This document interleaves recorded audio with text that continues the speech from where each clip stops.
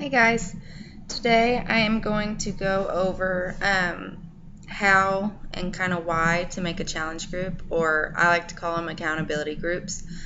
The reason I try to call them that now versus challenge groups is sometimes people don't know what that means and they know what accountability is.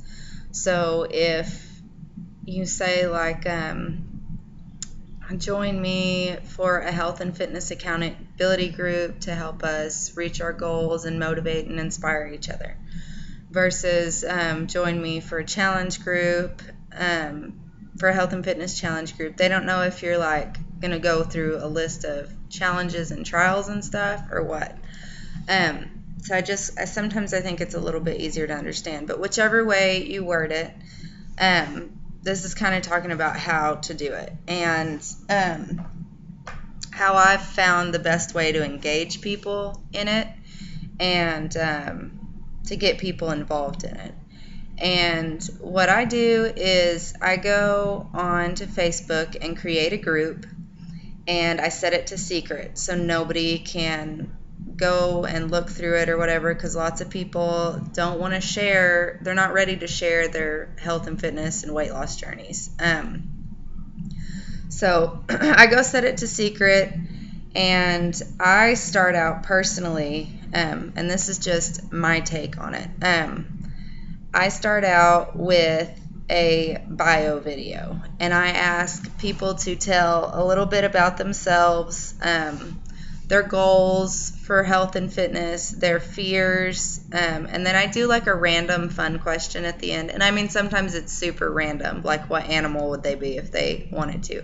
Just something to kind of break the ice. It's nerve-wracking, especially if you've never done it before, to be on your own video and to share that with people. And yeah, so I get them to share, and I do the same thing. I do it too. I don't just make other people do a bio video, and I don't just copy and paste my bio video, because it changes. I do the accountability groups monthly, so I change over that month. So I redo my bio video, and I tell them why I'm doing what I'm doing, where I'm at, what are my current health and fitness goals. So that's kind of how I start out, and then I have them give their before pictures, which sometimes is really hard for people, and I literally have had to do one-on-ones encouraging them to do it, and measurements and all that, just so they can come back and look to see how far that they've come. I have a set of guidelines and rules that I post in files for everybody to sign before we start.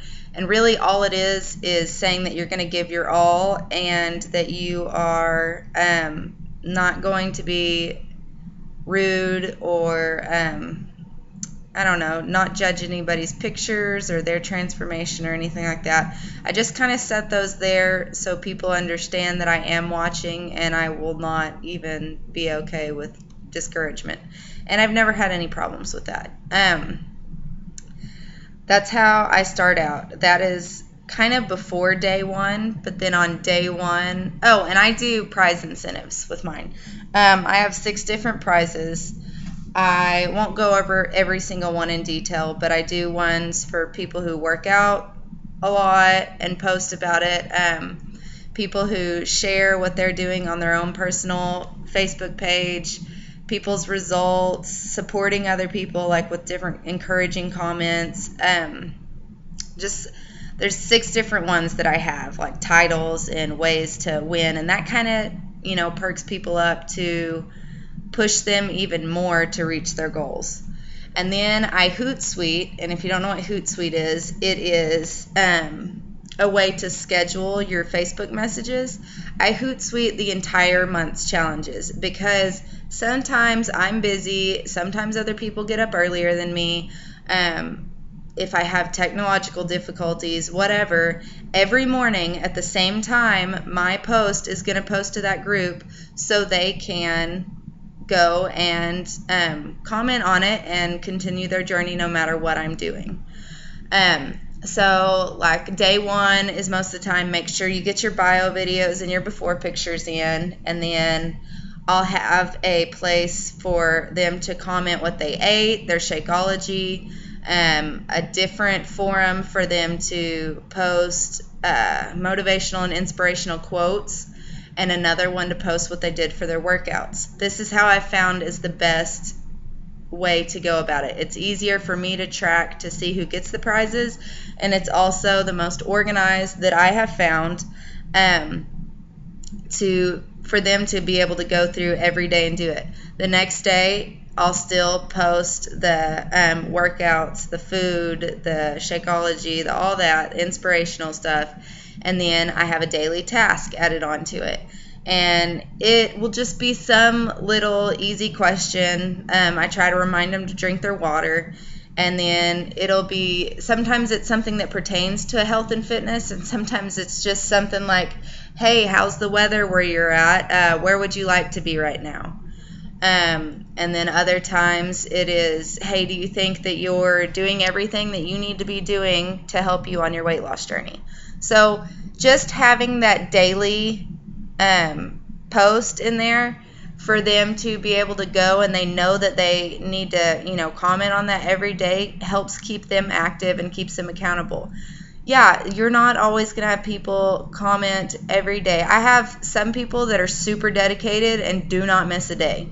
And then I have other people that 1 week they're in, 1 week they're out, 1 week they're in. So don't feel like you're doing anything wrong. What I do make sure to do is I go and I answer the questions too. I just think it's really important if we're showing dedication to it as well as them showing dedication to it. I don't know. It took me about an hour to go to Hootsuite and schedule all my posts for the month. But it saves you so much time, and it gives the challengers something to depend on, which is really what they need. They need that accountability. They need to rely on that to be there, because many of them do need that accountability there. So, if you haven't heard of Hootsuite, I suggest that you go and look at it and look up how-to videos on how to use it. It's pretty simple. I don't use it for a lot of different things. I just schedule my challenge posts. So if you go do that, that would be great. Make sure to keep it secret, like I said, so your challengers feel comfortable. Make sure that they know that it's secret. One